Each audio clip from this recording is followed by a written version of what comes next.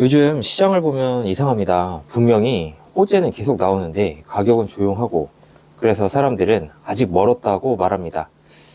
그런데 가격은 누군가 의도적으로 누르듯이 오르면 떨어지고 오르면 떨어지고를 반복하고 있습니다.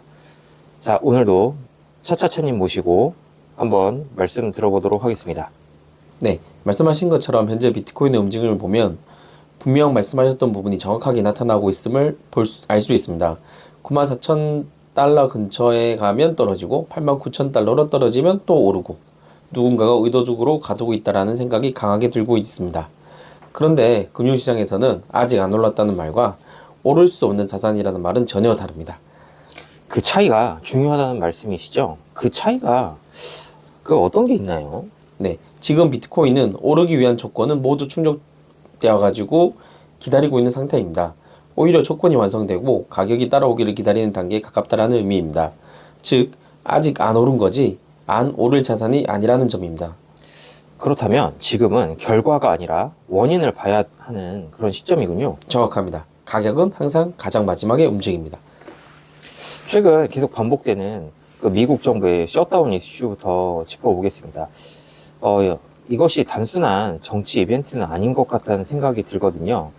지금 와서 보니 여러 가지 의도가 복합적으로 얽혀 있는 것 같아요. 맞습니다.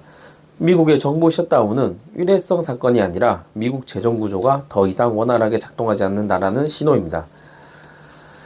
셧다운이 일어나게 되면 일시적인 유동성 경색이 일어나고 이는 여러 가지 사건을 일으킵니다. 가령 단기 자금 시장이 경색으로 연준을 움직이게 만든다라든지 금융시장 전반에 충격을 준다라든지 말입니다. 쉽게 말하면 표면적으로는 정치적 이슈이지만 그 속을 들여다보면 금융시장과의 싸움이라고도 볼 수 있겠군요.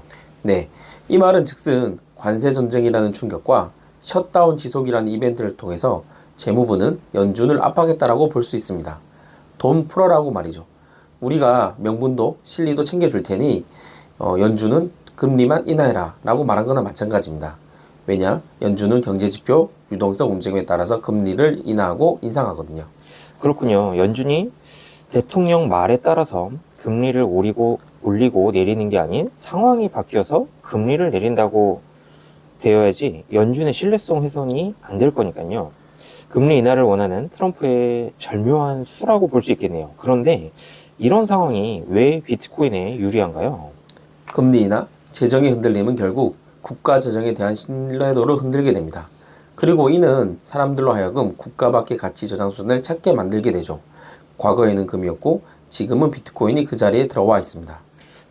그럼 그 관세 전쟁도 같은 맥락인가요?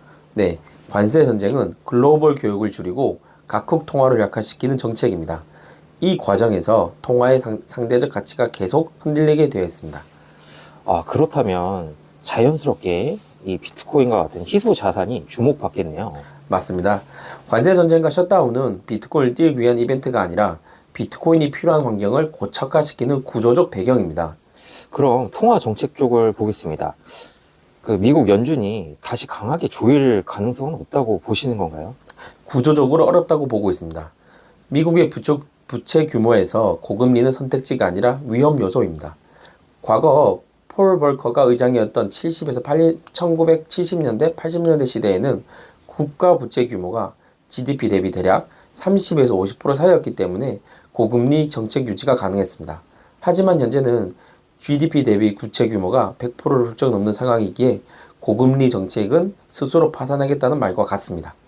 그래서 단기채 매입, 장기금리 억제가 나오는 거군요. 네, 현재 시장에서 나오고 있는 이야기들 RMP라든지 ESLR 완화, QE/QT 모두 이 모든 것은 한 문장으로 요약할 수 있습니다. 유동성을 줄이지 않겠다는 선언입니다. 즉, 장단기 금리가 억제된다는 것은 돈을 빌리는 데 위험성이 줄어든다는 말과 같습니다. 돈 빌리기가 쉬워진다는 거죠. 그렇다면 이런 상황에서 가장 손해보는 자산은 어떤 게 있을까요? 바로 현금과 채권입니다. 실질 구매력이 계속 희석되기 때문입니다. 돈이 계속해서 찍혀 나온다라면, 그래서 돈이 바닥에 굴러다니는 낙엽만큼 흔해진다라면 이 화폐의 가치가 과연 유지가 될 수 있을까요? 한마디로 흔해지면 싸진다라는 말씀이시군요.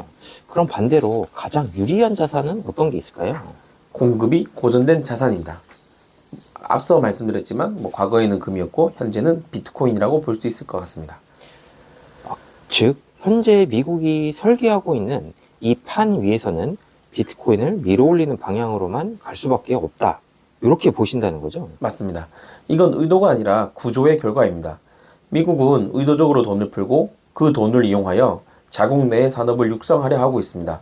돈이 풀리면 돈의 반대급부에 있는 자산들은 상승할 수밖에 없습니다. 금, 주식, 원자재 등. 하지만 비트코인만 여전히 억눌려 있습니다. 이는 미국이 더 큰 그림을 그리고 있기 때문이라고 생각하고 있습니다. 아마도 우리 차차차님 말씀은 스테이블 코인 이야기인 듯 한데요. 조금 더 깊게 한번 말씀을 듣고 싶습니다. 스테이블 코인은 지금 시장에서 가장 과소평가된 핵심 요소 중에 하나입니다. 보통은 그냥 뭐 달러 코인 정도로 생각하지 않나요? 네, 하지만 실제로는 스테이블 코인은 미국 국채를 흡수하는 기계이고 동시에 블록체인 금융 인프라를 확장시키는 연료입니다. 그렇다면 이게 비트코인과 어떻게 연결되죠? 좀 잘 모르겠는데 좀 설명을 좀 부탁드리겠습니다. 예, 한번 간단하게 말씀드리자면 금융 시스템이 블록체인 위로 이동할수록 그 시스템에는 최종 담보 자산이 필요합니다. 그리고 지금 그 역할을 할 수 있는 자산은 현재 비트코인밖에 없습니다. 코인 중에 이더리움이라든지 또 다른 자산들도 있잖아요. 네, 그 기술적으로는 가능할 수 있어도 중앙화 정책, 리스크 공급 구조를 고려한다면 현재는 비트코인만큼 명확한 자산은 없습니다. 그렇다면 비트코인은 디지털 금이다. 이렇게 볼 수 있는 거죠. 맞습니다. 스테이블 코인이 커질수록 비트코인은 필요 자산이 됩니다. 이건 투기의 수와는 전혀 다른 차원의 수요입니다. 담보 자산의 문제이거든요. 그렇군요. 제도권 이야기를 안 할 수 없겠어요. 현재 제도권의 움직임을 보자면 분명 비트코인을 제도권으로 받아들이려는 실질적인 행동이 관철되고 있습니다. 네, ETF 승인, 은행 참여, 암호화폐 은행 논의까지 이미 제도적 불확실성은 대부분 제거되었습니다. 기관이 제일 싫어하는 암호화폐에 대한 불확실성이 제거되었다는 거죠. 이제는 기관이 안 사는 게 더 이상한 상황이라는 말씀이죠? 네, 앞으로는 연기금, 보험사, 은행 입장에서는 비트코인을 왜 사느냐라 보기보다 왜 아직 안 샀냐라는 이야기에 대해서 설명해야 하는 단계로 들어가고 있습니다. 그러면 수요가 구조적으로 열렸다. 그런 말씀이신가요? 네, 공급은 고정되었고 수요의 문은 열렸습니다. 이 조합의 의미하는 바는 명확합니다. 그런데 시장 분위기는 여전히 반신반의입니다. 그게 정상입니다. 모든 큰 상승 직전에는 항상 이번에는 다르다, 아직은 이르다라는 말이 나옵니다. 모두가 알고 그에 따라 가격이 상승한다라면 세상엔 부자들이 넘쳐날 테니까요. 하지만 가격만 내린다면 사람들은 언제나 그랬듯이 비난하기 일쑤입니다. 왜 이런 일이 일어나는 걸까요? 네, 사람들은 구조보다 가격을 먼저 믿기 때문입니다. 하지만 자산시장에서는 확신이 퍼질 때는 이미 늦은 경우가 다반사입니다. 오늘 이야기를 정리해보면 비트코인은 더 이상 가능성의 자산이 아니다라는 느낌이 듭니다. 맞습니다. 비트코인은 이미 거시환경, 통화정책, 유동성 구조, 제도적 기반 모든 면에서 상승을 제한하던 조건이 제거된 상태입니다. 그렇다면 지금 시장에서 가장 중요한 건 무엇일까요? 당연히 공부하고 타이밍을 맞추는 게 아니라 공부하는 것입니다. 이 구조를 이해하고 흔들리지 않는 것이 가장 중요합니다. 조건은 이미 완성되어 있습니다. 네, 감사합니다. 오늘 또 이제 차차차님 모시고 말씀 들어봤는데요. 비트코인은 오를 준비를 한 자산이 아닙니다. 이미 오를 수밖에 없는 환경 속에 놓여 있는 자산입니다. 오늘도 또 귀한 통찰 나눠주셔서 감사합니다. 네, 감사합니다.